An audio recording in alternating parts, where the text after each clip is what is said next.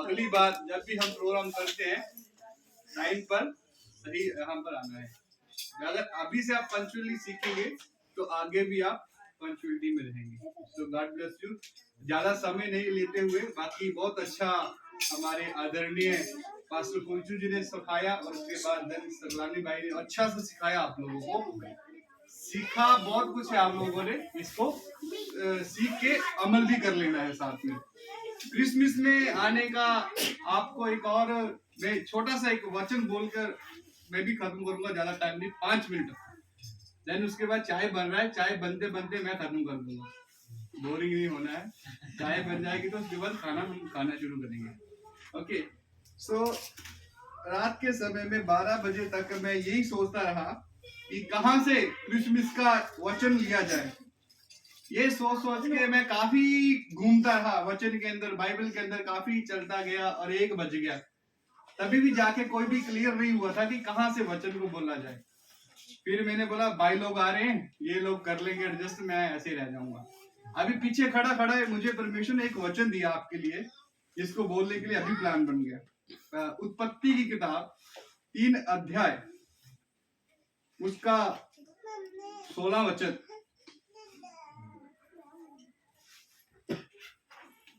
Sorry 15 वचन। यहाँ पर मसीही के बारे बात हो रही है।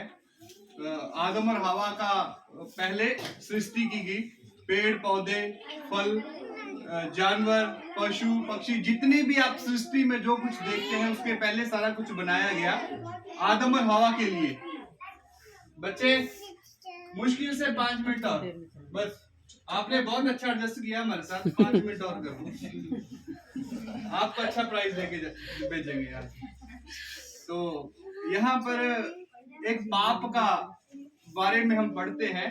पाप इस धरती पर आने का कारण आदम और हवा बने। और कुछ यहाँ पर बाइबल पढ़ने वाले लोग हैं जो बाइबल नहीं पढ़ते, उनके लिए मैं थोड़ा सा बोलूंगा, ज्यादा नहीं।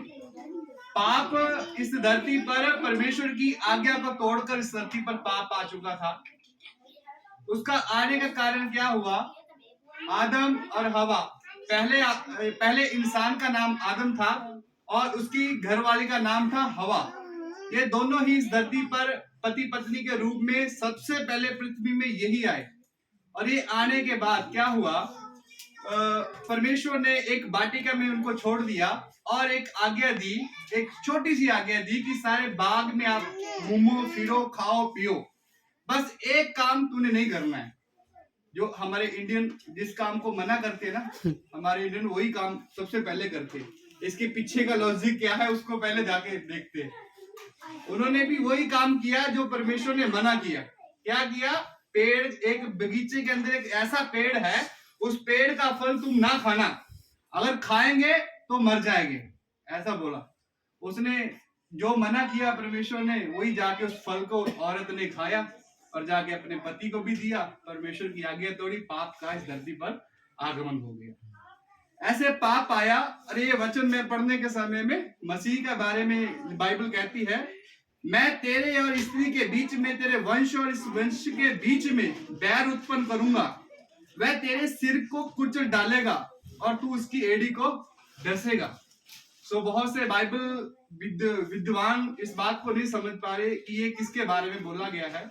असल में यहां से ही मसीह आने की एक भविष्यवाणी हो चुकी थी कि वह तेरे सिर को कुचल डालेगा। यहाँ पर किसकी बात किसके लिए हो रही है? शैतान, जिसको हम बोलते हैं ना भूत प्रेत, ये उसके बारे में बात हो रही है। उसको सिर को कुचलने की बात यहाँ पर हो रही है। तो एक मसीहा आएगा, वह तेरे सिर को कुचल डालेगा, जिसने आदम और हवा को बरमाया, पाप में फंसाया, और उसके कारण तेरे सिर को कुचला जाएगा। शैतान को आज्ञा बोल दिया था। एक काफी समय बाद ऐसे चलता रहा, पाप इस धरती पर बढ़ता गया। एक अच्छा मैसेज मैंने तैयार किया और इसको शॉर्ट एंड स्वीट करूंगा। फिर आगे बलियों का आता है, बलियों के बारे में हम पढ़ते हैं, पाप बलि, क्षमा बलि। पहले लोग क्या करते थे? अपने आप को बचाने के लिए एक बकरे को आगे लाया जाता था। जैसे ये परमेश्वर का भवन है, भवन भी 6-7, वहां पर 6-7 तरह के पर्दे लगे हुए थे। वहां पर आगे खड़े होके पाप बलि करने के लिए एक बछड़ा लाया जाता था, जैसे ये भाई साहब ने पाप कर दिया, अब इसको क्षमा करने के लिए क्या करना पड़ेगा, एक बढ़िया सा तगड़ा बकरा लेके आना पड़ेगा, बकरे के ऊपर अपना हाथ रखना पड़ेगा, ताकि ये अपना हाथ बकरे के ऊपर रखे, ये अपने पाप से आजाद हो जाए, बकरा काटा जाए। पाप इसने किया, मारा, बकरा जाता था। ऐसा ही परमेश्वर को लोग देते रहे, परमेश्वर भी लेता रहा। परमेश्वर ने कहा कब तक ये चलता रहेगा, बस एक ही बलि मैं इन मनुष्य जाति के लिए देने जा रहा हूं। वो बलि कौन सी है पता है? यीशु मसीह की बलि। हालेलुया। यीशु मसीह आपके लिए बलिदान हो चुका है। अभी आज भी आप बलियों के सहारे में अपने पापों के पश्चाताप के लिए घूम फिर रहे हो, तो ये आपके लिए अच्छा नहीं है। एक बलि है यीशु मसीह की बलि। यदि आप अपना ईमान विश्वास यीशु मसीह के ऊपर करते हैं, तो वो आपके लिए बलि ठहर गया और आपका पाप यीशु मसीह ने क्षमा कर दिया गया। इसलिए यीशु मसीह इस पृथ्वी पे आया आपके लिए बलिदान होने के लिए। सो क्रिसमस का सही संदेश यही है।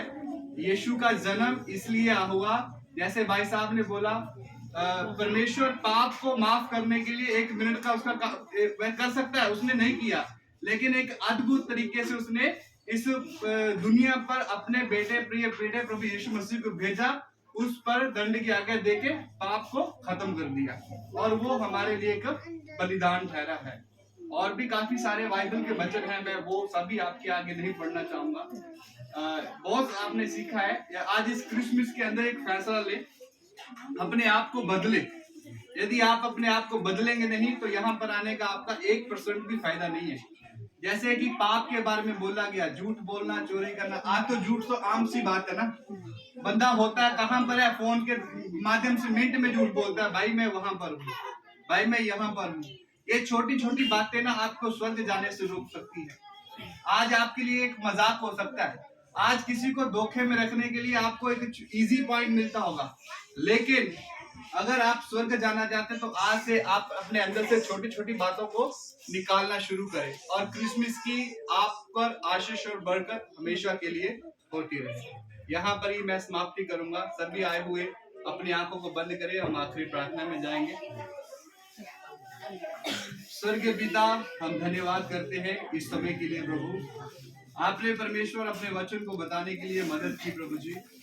परमेश्वर, जिस पाप का वश हमारे जीवन में था प्रभु जी, आपने उसे अपने प्रिय बेटे प्रभु यीशु मसीह के द्वारा परमेश्वर हमारे जीवन को फिर से परमेश्वर वैसा बनाने के लिए आपने जो बलिदान दिया प्रभु, उसके लिए हम आपकी कदर और धन्यवाद करते हैं। ऐ मेरे मुक्तिदाता परमेश्वर, यहाँ पर आए हुए मेरी हर एक बहन और भाई के लिए प्रभु जी, जो दिल से यहाँ पर पहुंचा है प्रभु, सभी के जीवन में आज तो जन्म ले परमेश्वर, और जब आप इनके जीवन में आएगा तो प्रभु पाप इस धरती पर से मिट जाएगा प्रभु। हम देख रहे हैं प्रभु जी, आसपास में अंधकार फैल रहा है परमेश्वर, उस हारे अंधकार को हम यीशु के नाम से मिटाना चाहते हैं प्रभु, और यहाँ से एक छोटा झुंड प्रभु जी की शुरुआत करें पिता परमेश्वर। और प्रभु आप इन्हें आशीष दे, और जिन्होंने वचन सुना आपके वचन के माध्यम से प्रभु, उनके घर पे परिवार के जीवन में आशीष करें प्रभु। धन्यवाद करते हैं। यदि आप अपने मन से कुछ आज यीशु मसीह से मांग रहे हैं, तो आप विश्वास के साथ यहाँ से जाएं, वो आपको मिल जाएगा। आप अपने मन से प्रार्थना करें जो आपको चाहिए। आप यीशु मसीह को परख के देखिए, वो आपकी प्रार्थना को सुनने वाला परमेश्वर है। उसने कहा, यहाँ 2 या 3 मेरे नाम से इकट्ठे होते हैं, उनके बीच में मैं आ जाता हूँ। यीशु यहाँ पर है प्रियो, मेरी बहन यीशु यहाँ पर है, मेरे प्रिय भाई यीशु यहाँ पर है। उसे मांग कर देखिए और विश्वास के साथ प्रार्थना करें, वो आपको मिल जाएगा, आपको मिलेगा। वो आपको देने वाला परमेश्वर है प्रभु। जो इन्होंने मांगा वो इन्हें मिल जाए प्रभु। धन्यवाद।